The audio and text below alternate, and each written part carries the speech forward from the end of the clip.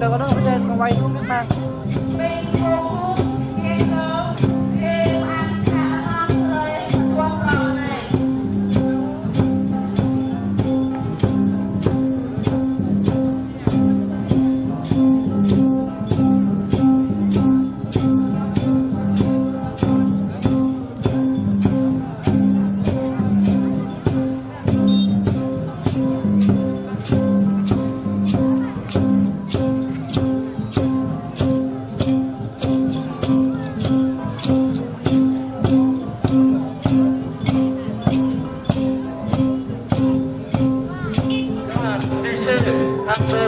Hoàng Văn Lợi đến với chúng ta ngày hôm nay và bến tơ dòng bến Thanh Trá cùng nhân chúng tôi xin cảm ơn. Bến tơ ăn cái số ở mà Bắt chờ mà ăn cái số bên cái duyên cái dao mừng plei ra plei cô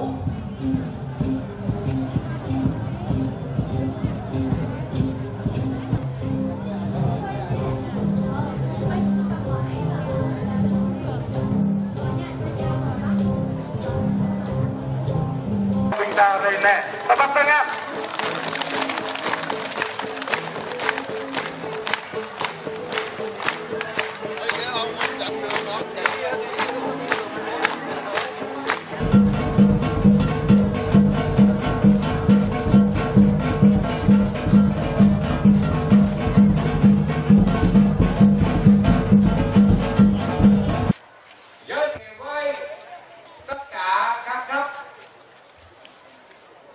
Đức Cha Một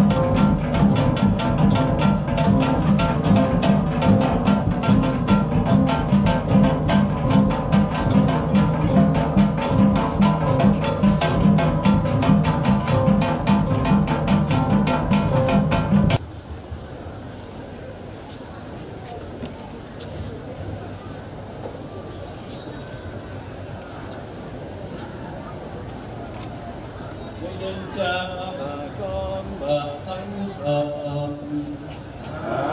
Amen. Chúa cùng anh chị em. Cùng Cha.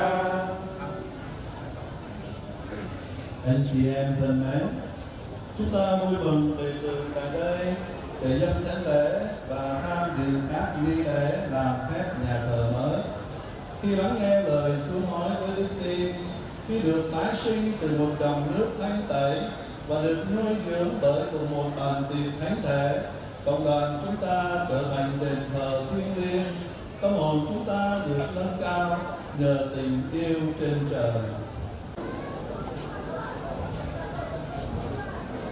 Chúng ta cùng trở về lớn ạ.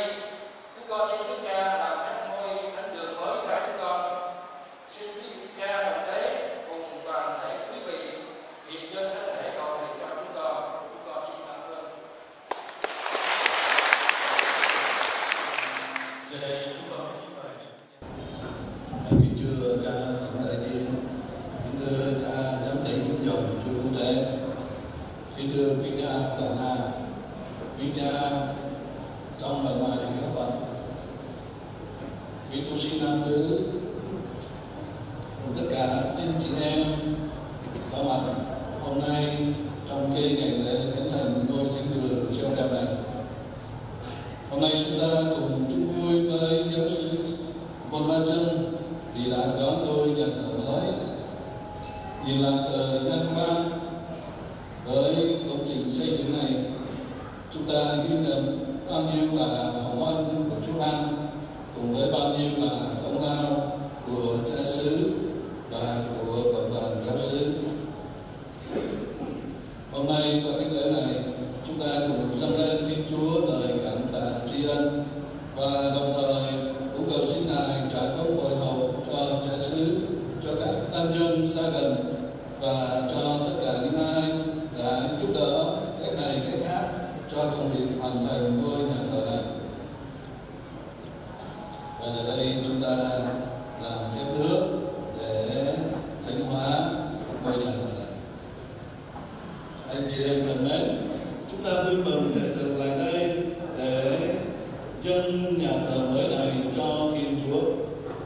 Vậy chúng ta khẩn khoản Ngài xin người gắn ban ơn người đến ở với chúng ta và dùng quyền năng của người làm phép nước này để gửi trên chúng ta làm dấu chỉ thống hối và nhớ lại bí tích rửa tội cũng như để thanh tẩy các tường nhà thờ mới. Nhưng nhất là chúng ta phải lưu tâm điều này là chính chúng ta được đức tin và đức mến kết hợp lên một. Chúng ta là hiện thân của hội thánh sống động ở dưới trần gian để làm dấu chỉ và chứng nhân của tình yêu mà Thiên Chúa yêu thương hết mọi người.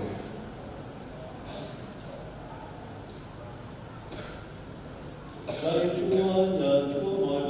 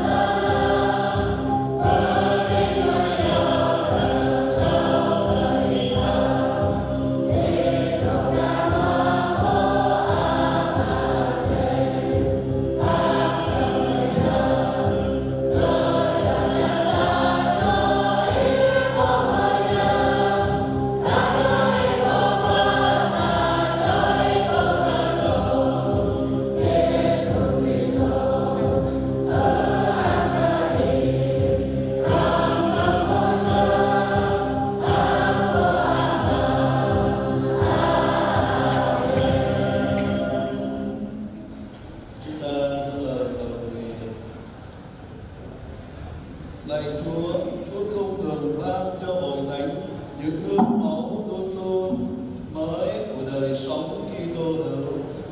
Xin cho chúng con hằng noi theo gương của Cha Thánh An Phong Giám mục mà nhiệt thành cộng tác với Chúa trong công trình cứu độ, để mai sau được Chúa ân thưởng cùng với thánh nhân. Chúng con cầu xin nhờ Đức Giêsu Kitô con Chúa là Thiên Chúa và là Chúa chúng con, người hằng sống và hiển trị cùng Chúa, hiệp nhất với Chúa Thánh Thần đến muôn thuở muôn đời.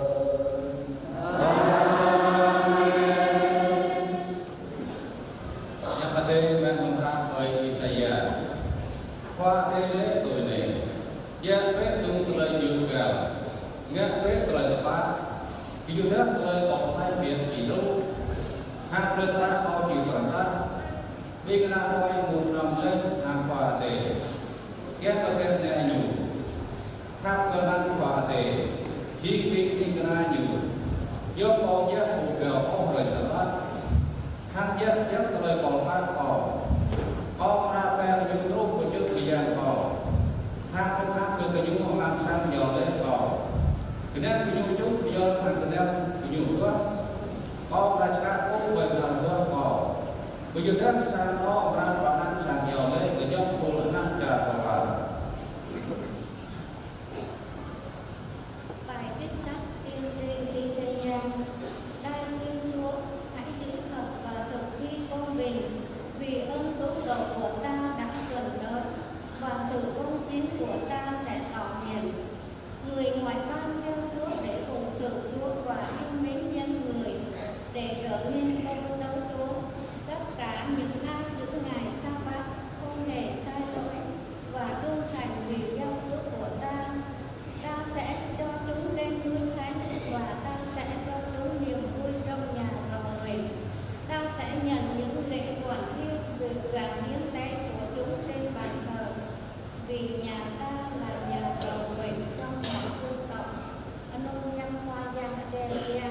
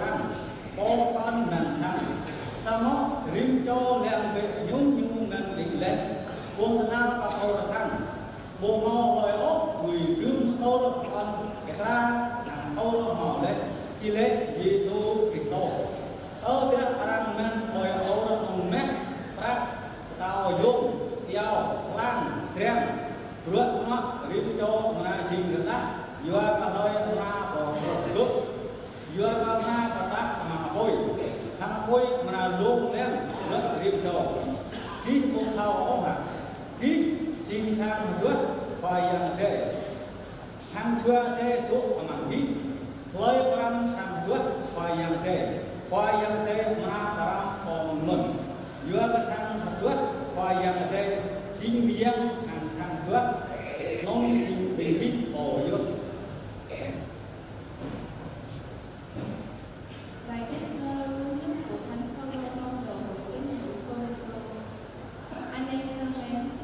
anh em là cánh đồng của Thiên Chúa, là ngôi Thiên Chúa xây dựng lên. Theo ơn Thiên Chúa đã ban cho tôi đặt nền móng như một kiến trúc xưa lành nghề.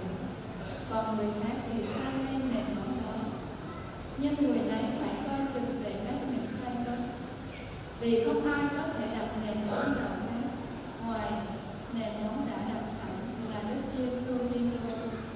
Người ta có thể dùng vàng, bạc, đá quý, gỗ, cỏ, rơm mà xây trên nền đó, nhưng công việc của mỗi người sẽ được đưa lại ra ánh sáng.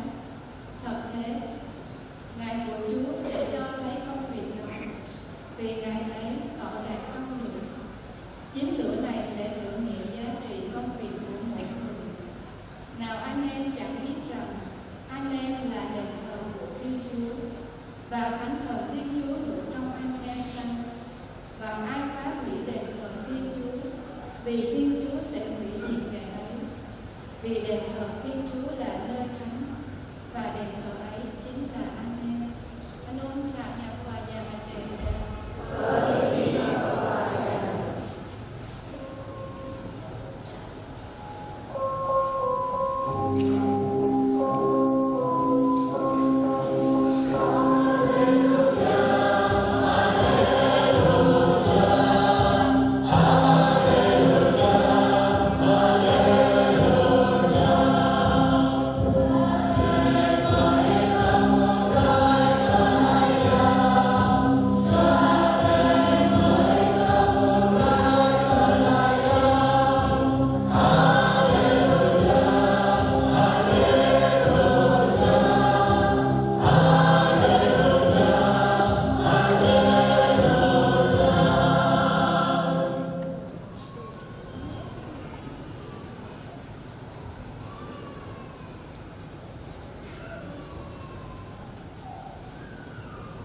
Quay yang tô hàng ghi nhớ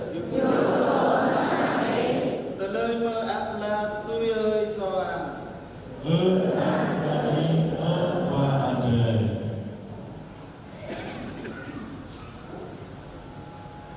hợp rơi bát kha bên chút trẻ lẹ Giêsu đi bờ Jerusalem ở mang xa hợp tọa nhô bộ bên xích mồ chiêu cờ trao tôm bình bờ linh bắt tên tội bơi ở nùn lại cội ngà ra tại Giêsu bờ tọa ở bên cờ nhô mang sang cờ tọa tôm tung chiêu hàng tôm nở mồ nhô hợp ra bắt cặp bên bờ linh bắt tờ lư và rơi gờ nhô hăng nhô lại cơ bên bò xích bờ trở mạ hi bẹ mương anun tôi anun anam ngã ô sang amma câu trên sang mơ cho bên chót tôi ở tọ lại hờ mau tờ lơ chị lại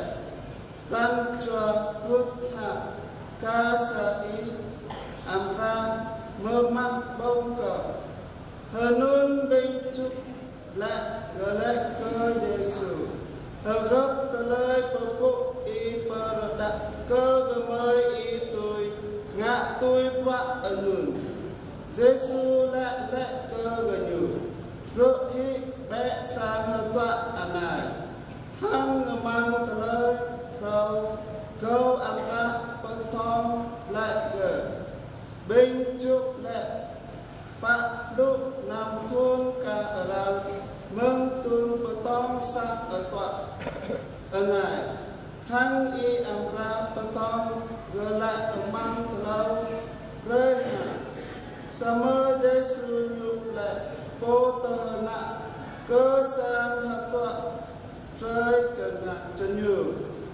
hờ nôn lơn nhu tổ vụ hợp tích mừng bình dạy bình chất tôi hợp tọa gỡ lại nhu lại tôi ở nôn cơ bình gỡ nhủ ở nôn gỡ nhủ đã vượt cơ hợp ra hát ate hăng cơ hát Giêsu lại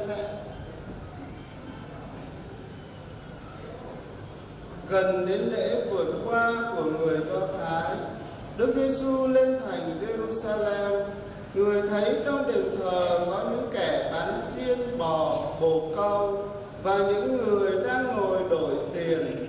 Người liền lấy dây làm roi mà xua đuổi tất cả bọn họ cùng với chiên bò ra khỏi đền thờ. Còn tiền của những người đổi bạc, người đổ tung ra và lật nhào bàn ghế của họ. Người nói với những kẻ bán bồ câu: đem tất cả những thứ này ra khỏi đây, đừng biến nhà cha tôi thành nơi buôn bán. Các môn đệ của người nhớ lại lời đã chép trong Kinh Thánh: vì nhiệt tâm lo việc nhà Chúa mà tôi đây sẽ phải thiệt thân.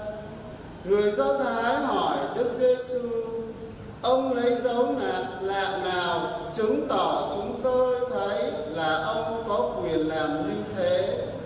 Đức Giêsu đáp: các ông cứ phá hủy đền thờ này đi, nội 3 ngày tôi sẽ xây dựng lại. Người Do Thái nói: đền thờ này phải mất 46 năm mới xây xong, thế mà nội trong 3 ngày ông xây lại được sao? Nhưng đền thờ Đức Giêsu muốn nói ở đây là chính thân thể người. Vậy khi người từ cõi chết trỗi dậy, các môn đệ nhớ lại người đã nói điều đó. Họ tin vào Kinh Thánh và lời Đức Giêsu đã nói. Anun hep vaya ngate bia.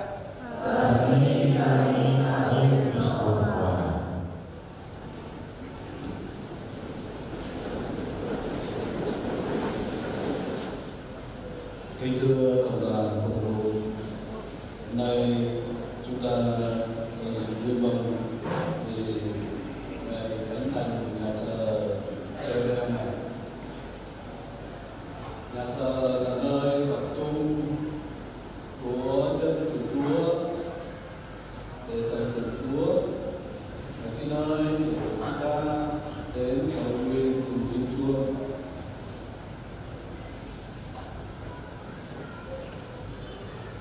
Giêsu ngày xưa nói: thực sự thì không cần có nhà thờ, bởi vì ở núi Galilee hay là ở đền thờ Jerusalem thì cũng không phải là cái nơi mà người ta mới có thể cầu nguyện được. Giêsu muốn nói tới một cái tinh thần cầu nguyện mới, là chúng ta hãy cầu thờ phượng Thiên Chúa trong thần khí và sự thật. Cái việc thờ phượng Thiên Chúa thì không buộc phải có ở một cái nơi nào. Và khi các tín hữu được quy tụ tại một nơi thì chính họ là những viên đá sống động để xây lên ngôi đền thờ cho Thiên Chúa. Tuy nhiên, khi mà không bị ngăn cản thì các Kitô hữu xây dựng những tòa nhà dành riêng cho việc thờ phụng Thiên Chúa. Nhà thờ không chỉ cho thấy hội thánh mà còn là nơi cư ngụ của Thiên Chúa.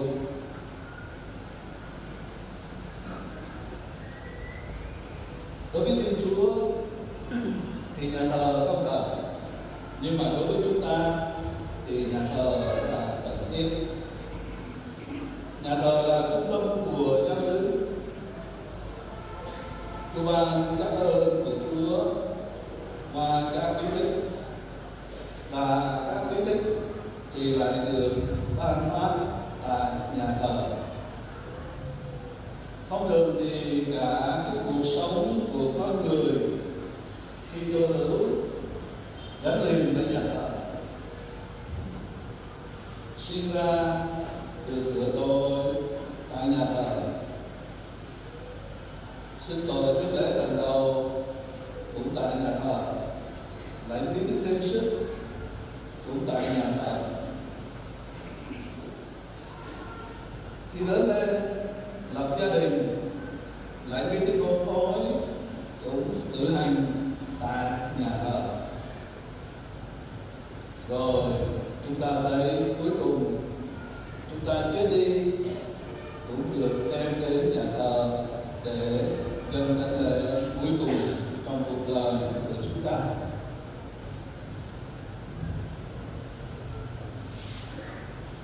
Nhà thờ là nơi mời gọi tất cả chúng ta đến dâng lời cầu nguyện lên Thiên Chúa, nói chuyện với Chúa Giêsu trong bí tích thánh thể thiên nhiên ở trong mỗi nhà thờ.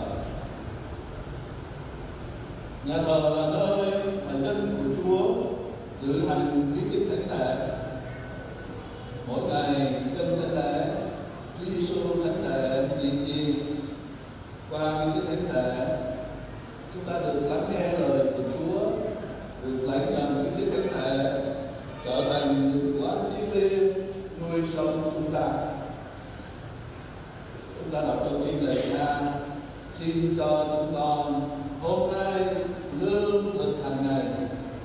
Thì cái lương thực hàng ngày đó không phải là chỉ 3 bữa cơm bánh thì nuôi thân xác, nhưng cái lương thực thiêng liêng, lương thực nuôi linh hồn của chúng ta, đó chính là lời của Chúa và mình máu thánh của Chúa. Lời Chúa và bí tích thánh thể là của ăn thiêng liêng nuôi sống chúng ta và được phân phát tại nhà thờ. Nhà thờ là cái nơi chúng ta đến để thờ phượng Giêsu đấng đã tự hiến mình làm hy tế dâng lên Thiên Chúa Cha, và cái hy tế đó cũng được thể hiện qua mỗi thánh lễ hàng ngày của chúng ta. Nhà thờ mới của chúng ta đây là hình ảnh của nhà Cha trên trời mà dân Thiên Chúa đang tiến về. Nơi đó Thiên Chúa sẽ lau sạch mọi giọt nước mắt. Cho nên nhà thờ là nhà của tất cả con cái Thiên Chúa, luôn rộng mở để chào đón mọi người. Trong bài tin mừng chúng ta vừa mới nghe thì chúng ta thấy chính Đức Kitô là đền thờ đích thực của Thiên Chúa. Chúa Giêsu nói về đền thờ Jerusalem: các ngươi cứ phá đổ đền thờ này đi, ngồi trong 3 ngày ta sẽ xây dựng. Người Do Thái thì hiểu Chúa Giêsu nói về cái đền thờ Jerusalem đó, tại vì đang đề cập tới cái ngôi nhà thờ nguy nga ở Jerusalem. Nhưng mà khi Chúa Giêsu nói phá đổ đền thờ xây lại trong 3 ngày thì Thánh Gioan cắt nghĩa cho chúng ta Chúa Giêsu muốn nói về đền thờ thân thể của người. Nhờ ân sủng của Thiên Chúa, các tín hữu cũng trở nên đền thờ của Thiên Chúa, nhất là trở thành đền thờ của Chúa Thánh Thần. Mỗi người chúng ta trở nên những viên đá sống động để xây dựng nên đền thờ của Chúa là hội thánh. Tại khi còn sống ở trần gian, hội thánh cần có những nơi để cộng đoàn họ. Các nhà thờ hữu hình là những nơi thánh, là hình ảnh của thành thánh Jerusalem Thiên Quốc, nơi mà chúng ta là những lữ khách đang đi về. Chính tại nhà thờ mà hội thánh làm việc thờ phượng công khai để tôn vinh Thiên Chúa, để lắng nghe lời Chúa và để dâng lên Thiên Chúa những lời cầu nguyện, những hy sinh của chúng ta hợp với kinh tế của Đức Giêsu để xin ơn cứu độ cho trần gian. Hôm nay toàn thể giáo sứ Quân Ba Chân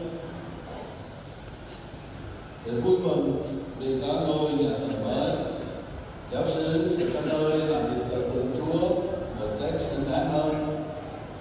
Nhưng chúng ta không chỉ dừng lại ở cái thái độ vui mừng đối với một công trình vật chất, mặc dù là to lớn, mặc dù là đẹp đẽ, nhưng mà khi ta mừng lễ khánh thành ngôi nhà thờ này.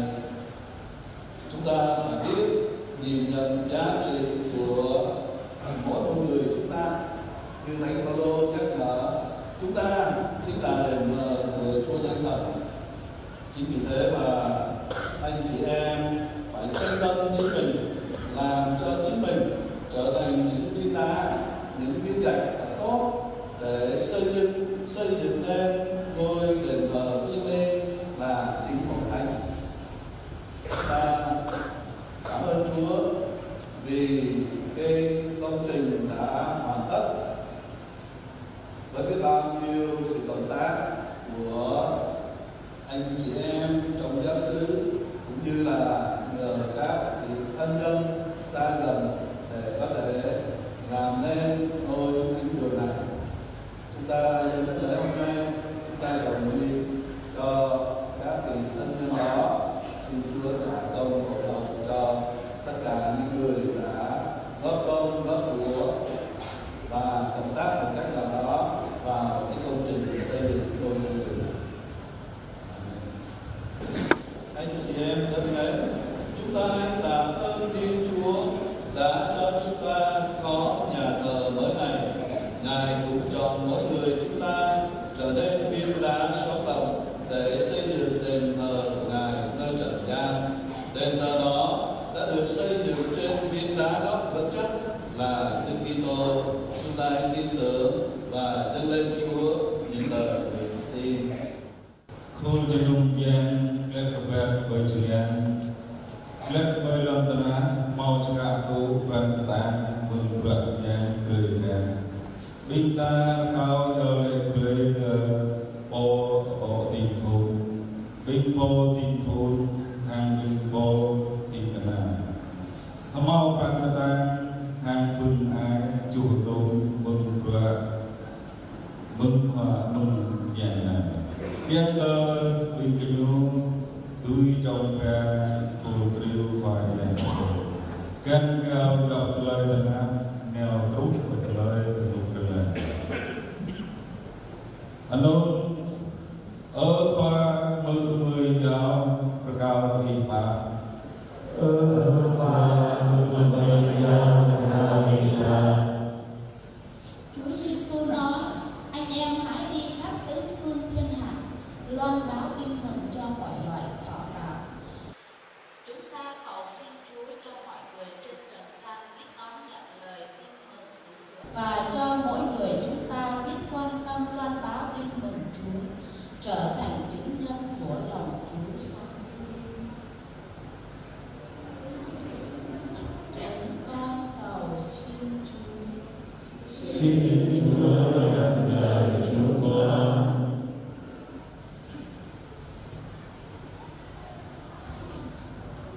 Bin ta do lẽ rơi về ở bin phố cũng như bin ta cả cho đại san can an các gan chua một như bia amang khoa han dòng sang chịu rõ này rồi con bước khoa yang ate rơi bin phố giao lẽ làm năng tuy một phó ta bây giờ khoa yang ate kiam cơ bin phố đang có tin bày làm năng ate tuy mau bạn đây mừng ai ở khoa mừng mây giao cao y ba ở khoa mừng mây giao cao y ba Chúa hiện diện giữa những ai của họ nhân danh Chúa.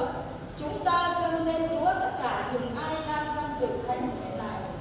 Xin Chúa đổ thải ơn trên chúng ta để chúng ta luôn sống với đức tin vững chắc, với tình yêu mạnh mẽ và xin năng tại nhà thờ để tôn vinh và thờ lại Chúa. Chúng con cầu xin Chúa. Xin Chúa nhắc lại chúng con. Lạy Chúa là đấng giàu lòng thương xót, xin Chúa đón gần những lời chúng con cầu xin. Xin Chúa cho đoàn dân Chúa luôn quan tâm sống theo lời Chúa, để tất cả mọi người nhận ra ơn cứu độ. Chúng con cầu xin nhờ Đức Kitô Chúa chúng con.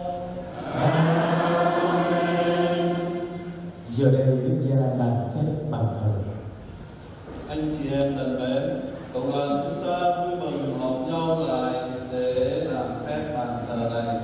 Chúng ta hãy chú tâm tham dự nghi lễ này và này xin Thiên Chúa đoán nhìn của lễ hội thánh sẽ dâng trên bàn thờ này và làm cho dân Chúa trở nên của lễ muôn đời dâng lên Chúa.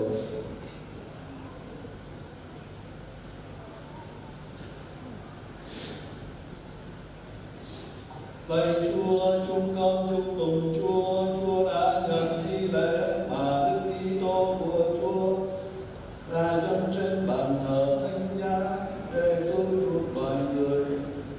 Chúa lại đây tình phụ tử tập hợp chân Chúa lại nơi bàn Chúa để cử hành lễ tưởng niệm người. Vì thế lạy Chúa, xin Chúa đã nhìn đến bàn thờ này mà chúng con đã thiết lập để cử hành các mầu nhiệm của Chúa. Xin cho bàn thờ này nên nơi tập trung lời chúng con ca tụng và tạ ơn Chúa, nên tế đàn để chúng con dâng y lễ của Đức Kitô trong hiền tinh, nên bàn để chúng con vẽ bánh ban sự sống và uống chén hiệp nhất, nên nguồn suối chảy ra cho chúng con dòng nước cứu độ muôn đời, để khi đến với Đức Kitô là tảng đá sống động, chúng con được lớn lên trong người mà trở thành đền thánh, và trên bàn thờ tâm hồn chúng con dâng đời sống nỗ lực nên thánh của mỗi người chúng con, làm hy lễ đẹp lòng Chúa chấp nhận để ca tụng vinh quang Chúa.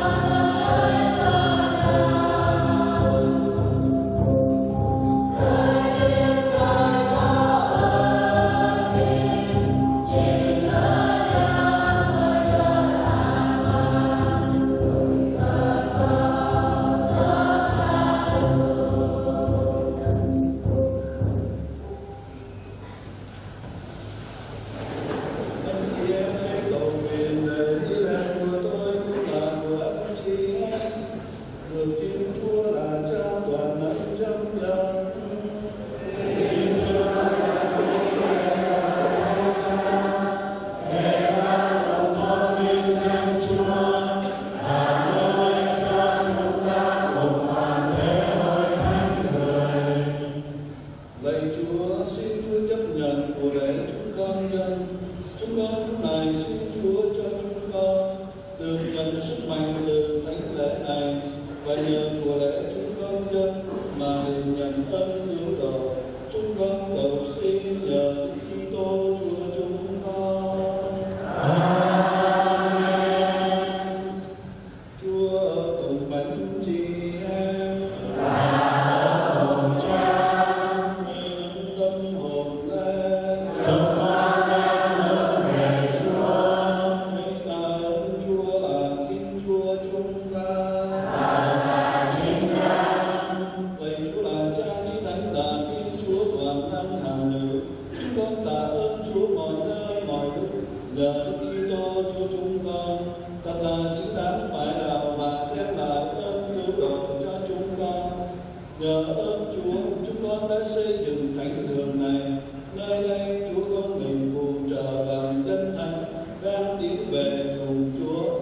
Thánh đường này tượng trưng cho mầu nhiệm hiệp thông Chúa thực hiện giữa Chúa và các tín hữu.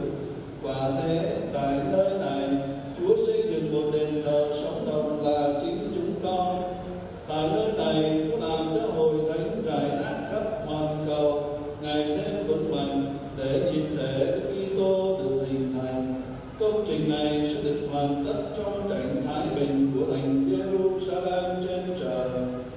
Vì thế, cùng với toàn thể các thánh trong ngôi đền thờ đàn lời vinh quang Chúa đây, chúng con cùng ca chúc tụng và ngợi khen Chúa. Hãy subscribe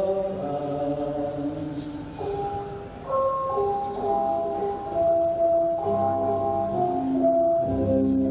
Mì Gõ để không bỏ lỡ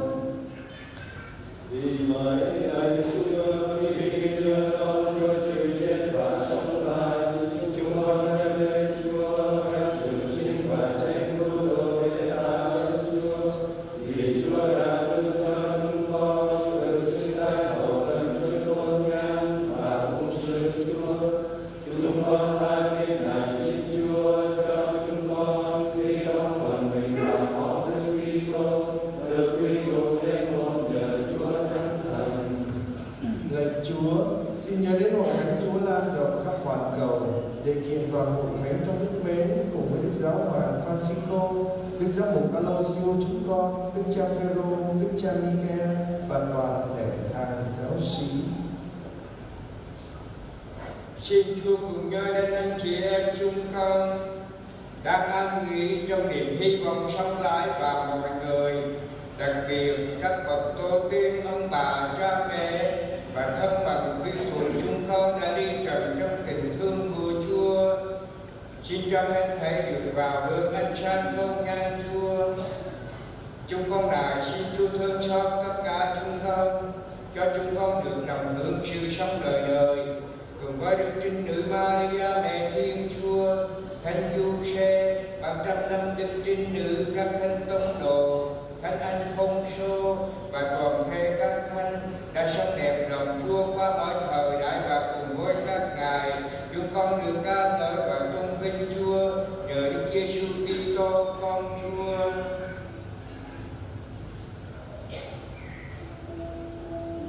Chính nhờ người với người và trong người mà mọi danh dự và vinh quang đều quy về Chúa là Cha toàn năng, trong sự hợp nhất của Chúa Thánh Thần đến muôn đời. Amen.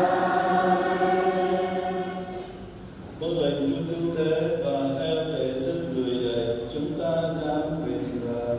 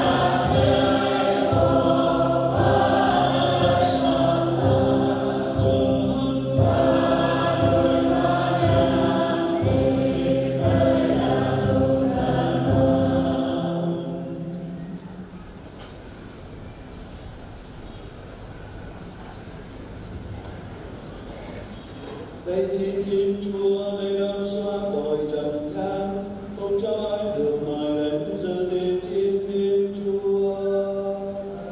Lạy Chúa, con thuyền mang Chúa được vào nhà con, nhưng xin Chúa phán một lời, thì linh hồn con sẽ lành mạnh.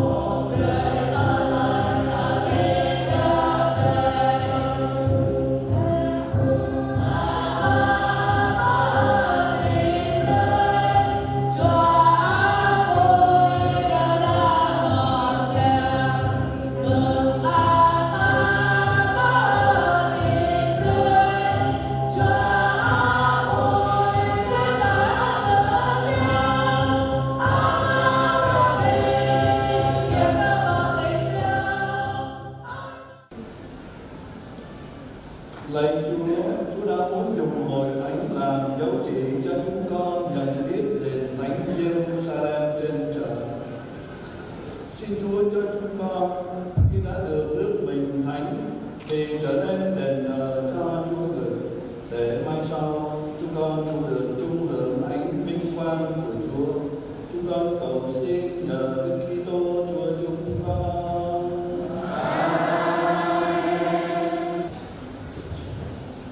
Chúng ta dâng lời cầu nguyện. Lạy Chúa, toàn năng hằng hữu, chúng con nài xin Chúa uy quyền đón thương ban phép lành cho nhà chầu này đã được làm ra để chứa đựng mình thánh Đức Giêsu Kitô Chúa chúng con, người hằng sống và hiển tri muôn đời.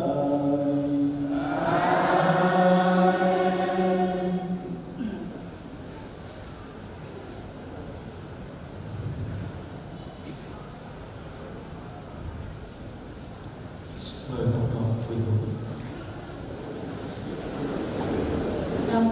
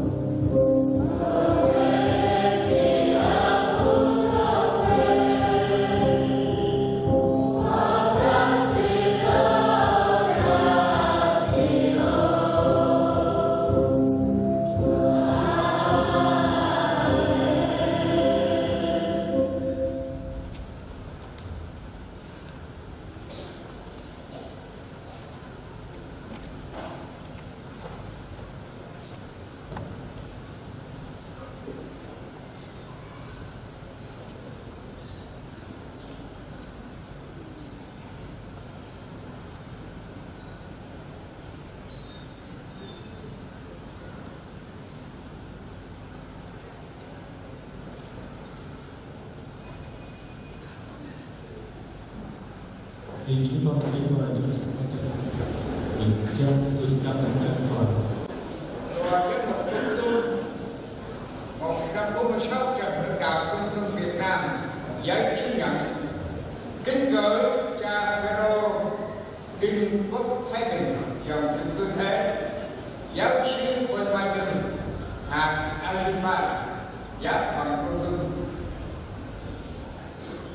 Tôi với một công tâm chứng nhận hôm nay thứ hai ngày 1 tháng 8 năm 2016 vào lúc 9 giờ, tôi Aloysio Nguyễn Hùng Vị, giám mục giáo phận Công Tum đã làm phép nhà thờ treo reo tọa lạc tại 149 Trần Hưng Đạo, thị xã Ayunpa, tỉnh Gia Lai, thuộc giáo hạt Ayunpa, giáo phận Công Tum. Nhà thờ được xây dựng để dân kính Đức Mẹ Hồng Sát lên trời, bổ mạng sứ đạo. Công Tum ngày 1 tháng 8 năm 2016, Aloysio Nguyễn Hùng Vị, giám mục giáo phận Công Tum ký tên và đóng dấu.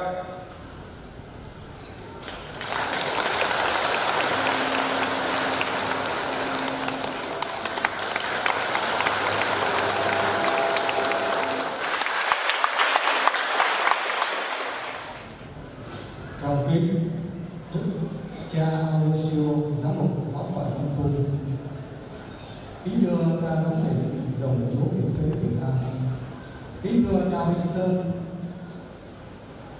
cha Vinh Sơn nguyên giám thị dòng Chúa Cứu Thế Việt Nam, kính thưa cha tổng đại diện, kính thưa quý cha đồng tế, quý tu sĩ nam nữ, quý vị đại diện chính quyền, quý vị ân nhân, thân nhân cùng toàn thể anh chị trong giáo dân. Hôm nay một ngày vui trọng đại đến với trung tâm truyền giáo treo reo chúng con, vì sau hơn 60 năm hình thành và phát triển, sau bao năm 8 tháng nỗ lực xây dựng, giờ đây chúng con đã có được một ngôi thánh đường khang trang to đẹp, được Đức cha Aloysio giám mục giáo phận Con Tum ưu ái về các băng khánh thành và dân lễ làm phép nhà thờ mới. Trong niềm vui lớn lao đó, trước hết chúng con xin có đôi lời tỏ lòng biết ơn sâu xa của chúng con đối với Đức cha Aloysio, vì cha chung của giáo phận chúng con. Kính thưa Đức cha, thật một vinh dự lớn lao cho chúng con khi được đón tiếp Đức cha về chủ sự lễ khánh thành và phong hiến ngôi nhà thờ mới của trung tâm truyền giáo chúng con.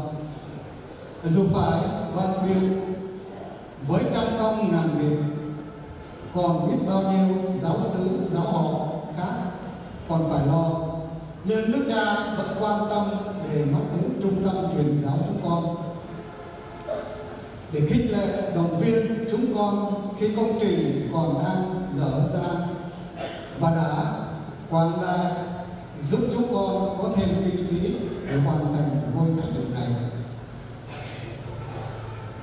Chúng con xin hết lòng cảm ơn Đức cha, kính chúc Đức cha luôn được hồn an sát bạn, để Đức cha có thể chu toàn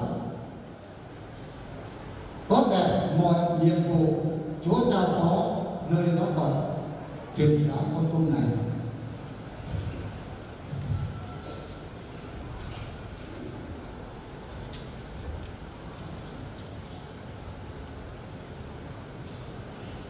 Chúng con cũng không quên cảm ơn Đức cha Michael Hoàng Đức Oanh. Khi còn đương nhiệm, Đức cha đã cho phép chúng con xây dựng ngôi thánh đường. Chúng con xin cảm ơn cha Giuse, giám thị dòng Chúa Cứu Thế Việt Nam, với tư cách bề trên giám thị dù rất bận bịu trong ngày lễ thánh tổ An Phong tại Sài Gòn, nhưng cha đã cố gắng sắp xếp công việc để hiện diện với chúng con trong thánh lễ hôm nay. Chúng con xin chân thành cảm ơn cha giám tỉnh. Chúng con xin cảm ơn cha nguyên giám tỉnh dòng chúa quốc tế Việt Nam Vinh Sơn Phạm Trung Thành, vì là người từng trong nghề thông thạo trong lĩnh vực kiến trúc và xây dựng. Cha đã nhiệt tình giúp chúng con thẩm định bản vẽ. Sau đó cha còn điều động những công ty uy tín từ Sài Gòn lên giúp chúng con xây dựng công trình này. Đồng thời cha còn nhiệt tâm kêu gọi quý ân nhân hỗ trợ giúp đỡ chúng con để có thêm kinh phí cho xây dựng công trình. Chúng con hết lòng biết ơn cha. Chúng con tỏ lòng biết ơn cha tổng đại diện. Cha đã đồng hành và nâng đỡ chúng con từ lúc mở móng cho đến lúc hoàn thành công trình. Cha đã đóng góp rất nhiều cho công trình này, từ tinh thần đến vật chất, và khi hai bên nhà thờ của chúng con đã hoàn tất, cha đã vui mừng và vỗ tay hoan hô. Giờ đây cộng đoàn chúng con cũng đáp lại bằng một tràng pháo tay hoan hô để tỏ lòng biết ơn cha tổng.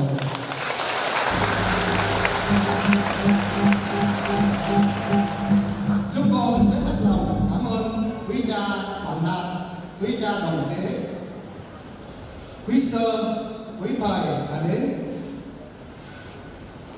đây hiệp thông thánh lễ cầu nguyện đặc biệt cho chúng con. Chúng con đặc biệt biết ơn cha quản sứ Pero kính mến đã ngày đêm trăn trở lo lắng để mong sao cho công việc xây dựng ngôi thánh đường sớm hoàn thành. Hàng ngày ngoài việc lo phục vụ cho giáo dân, ngài còn làm việc trực tiếp trên công trường cùng với tổ truyền và bà con giáo dân. Cha còn tìm kiếm các nhà tài trợ để xin kinh phí xây dựng cũng như đi tìm mua sắm vật liệu. Chúng con hết lòng cảm ơn cha. Xin Chúa chúc lành ban cho cha nhiều sức khỏe để cha tiếp tục đồng hành dẫn dắt chúng con trên con đường truyền giáo này. Giờ đây chúng con xin có đôi lời tri ân với quý vị ân nhân. Kính thưa quý vị ân nhân, làm sao chúng tôi có thể kể hết được lòng quảng đại của quý vị dành cho trung tâm truyền giáo cho nên chúng tôi. Trong khoảng thời gian 3 năm 8 tháng xây dựng, quý vị đã âm thầm quảng đại, đóng góp không ngừng. Nhờ đó ngôi thánh đường mới được hoàn tất tốt đẹp như ngày hôm nay.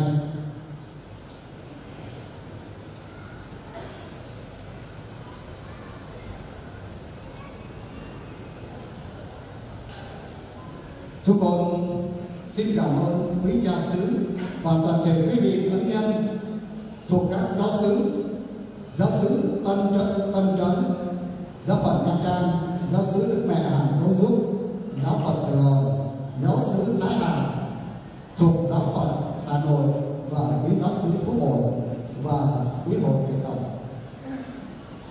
Vì điều kiện không cho phép nên chúng con không thể đến với quý giáo xứ để lạc quên, nhưng vì tình thương quý vị đã không nề phiền hà, đã tự quyên góp với nhau để giúp chúng con có thêm kinh phí xây dựng ngôi thánh đường này. Chúng tôi xin cảm ơn quý vị ân nhân thuộc giáo họ Duy Linh và giáo xứ Thánh Tâm, nhà thờ Thánh Tòa Ban Ninh Thuột, vì trong những chuyến quý Lào để giúp đỡ những người nghèo khó trong vòng đoàn, chúng tôi quý vị đã đóng góp rất nhiều cho công trình thánh đường này. Đến đây chúng tôi xin được nhắc tới một vị đại diện, một vị đại ân nhân đã đóng góp rất nhiều cho chúng con, cho công trình này.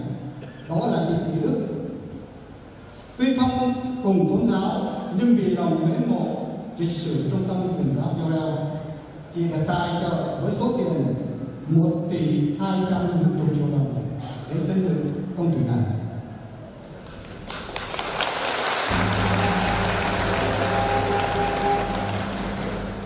Hôm nay chị cũng có mặt với cộng đoàn chúng ta trong thanh lễ này.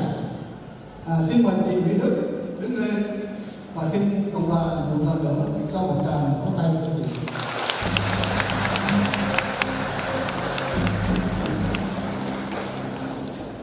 Cộng đoàn giáo dân phường Cha Rao rất biết ơn chị. Xin Chúa chúc lành và trả công hội họp cho chị cùng gia quyến. Chúc chị luôn mạnh khỏe, hạnh phúc và gặt hái nhiều thành công trong cuộc sống.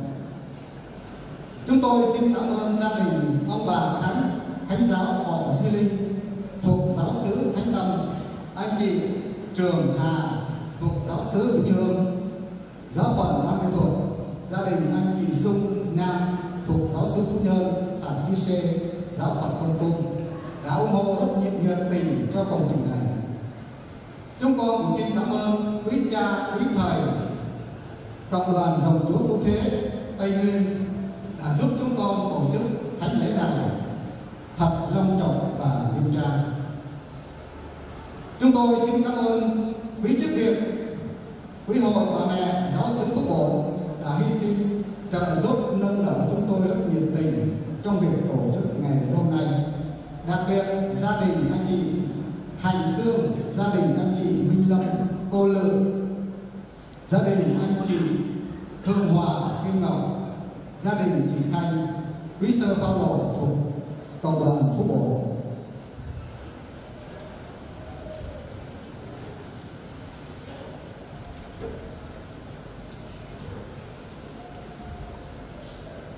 Đã rất sát cánh giúp đỡ chúng tôi trong khoảng thời gian xây dựng công trình này. Chúng tôi xin cảm ơn quý chính quyền đã tạo điều kiện thuận lợi cho chúng tôi thực hiện công trình này. Chúng tôi cũng xin cảm ơn công ty trách nhiệm hữu hạn một thành viên Cường Phát, công ty cổ phần thiết kế xây dựng Phương Nguyên đã giúp chúng tôi thiết kế bản vẽ công trình. Các công ty trách nhiệm hữu hạn Bách Nguyên, công ty xây dựng công nghiệp Quốc Thái An, Nikon đã giúp chúng tôi thi hành công trình với giá rất hữu nghị. Kính thưa Đức Cha Aloysio, kính thưa quý cha, quý thầy, quý sơ, quý ân nhân, thân nhân và toàn thể cộng đoàn dân Chúa đang hiện diện nơi đây. Một vài lời tri ân lúc này làm sao có thể báo đáp được những ơn nghĩa to lớn mà quý vị đã dành cho trung tâm truyền giáo chúng con. Chúng con không biết nói gì hơn, chỉ biết xin Thiên Chúa trả công bội hậu cho tất cả quý vị. Xin Ngài đổ vào vạt áo của quý vị những đấu đầy tràn hảo hạn đã tràn đã lắc. Xin Chúa thánh hóa và làm cho những đóng góp của quý vị trở nên những viên đá sóng đồng để xây lên ngôi đền thờ Jerusalem mới trên trời. Và thế nên những của cải được tích trữ vào trong khâu đóng không hề rơi bọt, mùi bọt, đục khoét mai sau của quý vị. Kính thưa quý vị, trong khi tổ chức ngày lễ trọng đại hôm nay, chúng con không tránh khỏi những điều thiếu sót trong việc kiểm phước đón tiếp.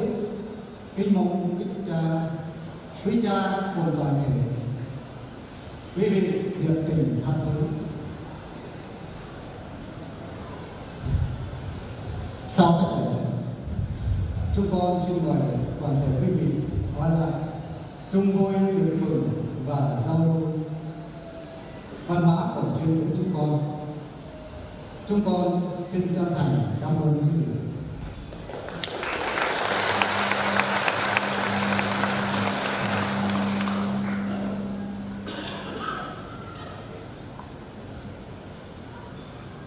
Trong giây phút trọng đại này, giáo xứ chúng con xin được bày tỏ lòng biết ơn sâu sắc và kính dân lên Đức Cha Tổng đại diện,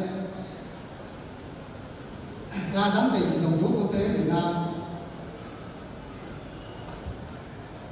Cha Bình và cô Mỹ Đức và chị Mỹ Đức, những bó hoa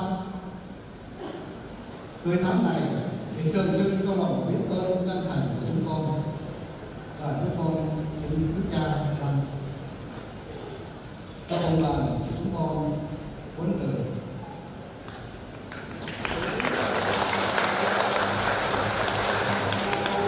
Xin các em trồng hoa cho cha giám định, cha tổng đại diện, cha sư và vị nhân.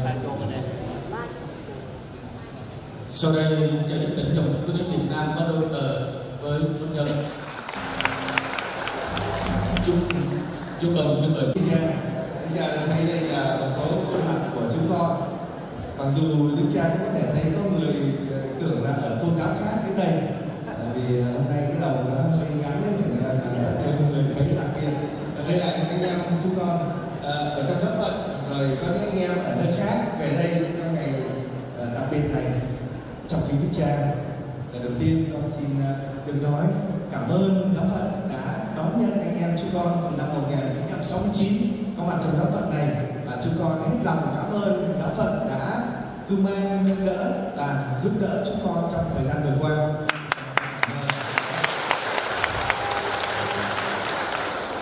Trong kính Đức Cha, con rất là vui mừng hôm nay Đức Cha đến đây. Dù hôm qua con nghe tin Đức Cha yếu mệt lắm, nhưng Đức Cha đã ráng đến với chúng con bởi vì đây là một sự đặc biệt, và chúng con thấy được điều đó là nơi Đức Cha đã tin tưởng trao phó cho chúng con đặc biệt trong ngày hôm nay, trao phó cho chúng con công việc phục vụ trong giáo phận, và điều đó cho thấy là chúng con đã được ở trong trái tim của Đức Cha. Và xin cảm ơn Đức Cha. Chúng con cũng thấy là Đức Cha đã nhìn thấy nơi đây những anh chị em giáo dân và những người dân tộc Sa La mà anh em dòng Chúa với chúng con trong những năm tháng vừa qua đã xây dựng cộng đoàn, và hôm nay Đức Cha đã nhìn thấy và chắc chắn Đức Cha vui mừng, và chúng con cũng sẽ tiếp tục là những người luôn sẵn sàng sống với anh chị em Sa La và phục vụ tin mừng trong việc loan báo, cũng như sống với anh chị em một cách thiết thân để tin mừng của Chúa được loan báo ở trong giáo phận Công Tu, đặc biệt trong giáo phận này với sự hiện diện của rất nhiều anh em chúng con, và còn nhiều anh em chúng con nữa sẽ đến trên giáo phận này để phục vụ, và chúng con hứa sẽ luôn luôn tuân phục Đức Cha và luôn luôn sẵn sàng phục vụ tin mừng cho giáo phận của Đức Cha.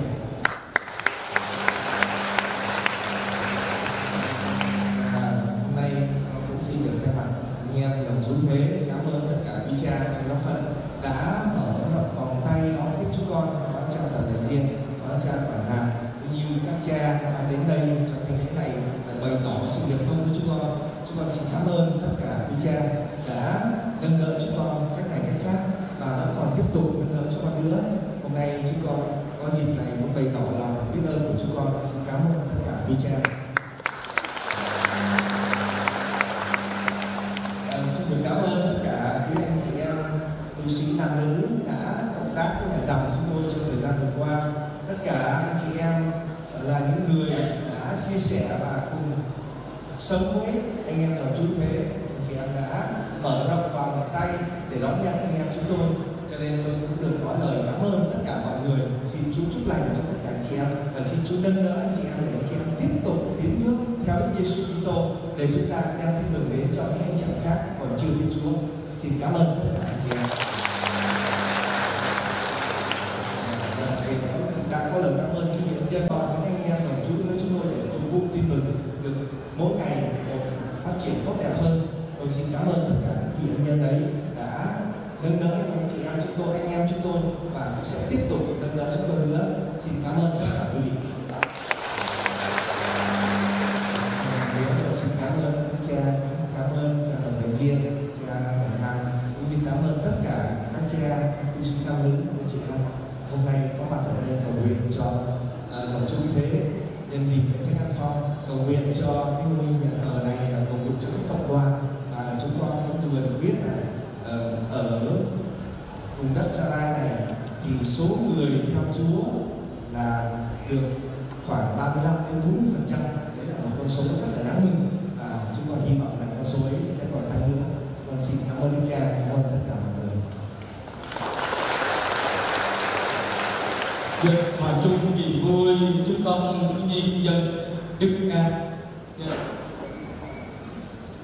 Hôm nay cái tên là Chiều Reo nhằm vào ngày lễ Hội Màng Thánh An Phong và Thánh Hội Màng của các cha làm chủ tế đến sáng lập, và hôm nay là có sự hiện diện của nhà giám tịch nữa, cho nên tôi xin đại diện cho giáo phận kính chúc mừng lễ Hội Màng của quý cha.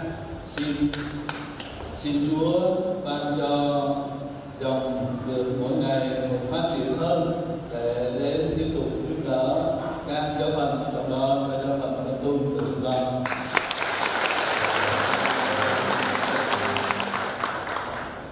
Và nhà thờ treo reo này được xây dựng lên với tính cách rất là lớn lao, quy mô, nhưng mà đây sẽ là một cái trung tâm để đào tạo nhân sự, huấn luyện các anh chị em ở các làng và chung quanh đây để về đây vào dịp để tập huấn, học hỏi về giáo lý của Chúa, học hỏi về đạo của Chúa.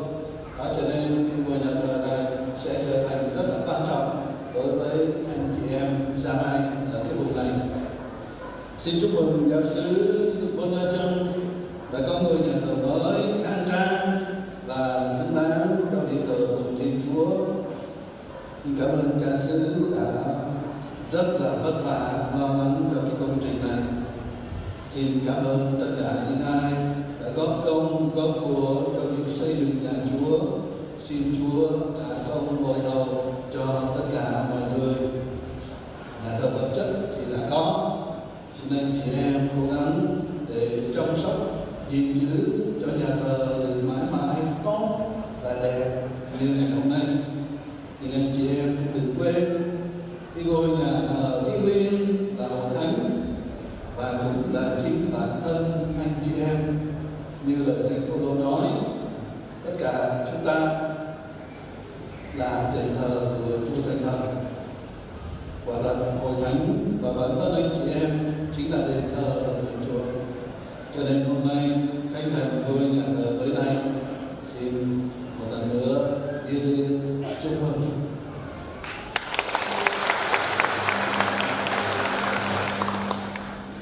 Để đây xin Chúa chúc lành cho chúng ta.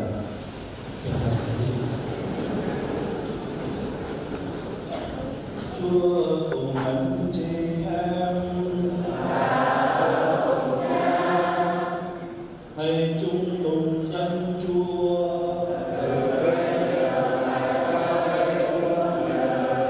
Ơn hỗ trợ chúng ta ở nơi danh Chúa. Thiên Chúa là Chúa trời đất, hôm nay đã kết hợp anh chị em để làm phép ngôi nhà thờ này. Xin người ban cho anh chị em tràn đầy phúc lành bởi trời. Chúa đã muốn tập hợp tất cả con cái người tản mát khắp nơi vào trong con một của người. Xin người ban cho anh chị em nên đền thờ người và nên nơi cư ngụ của Chúa Thánh Thần.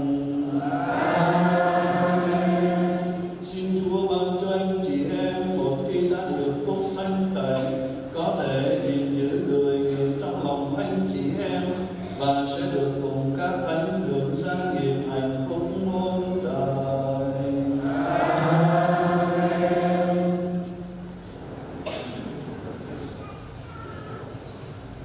Và xin Thiên Chúa toàn năng là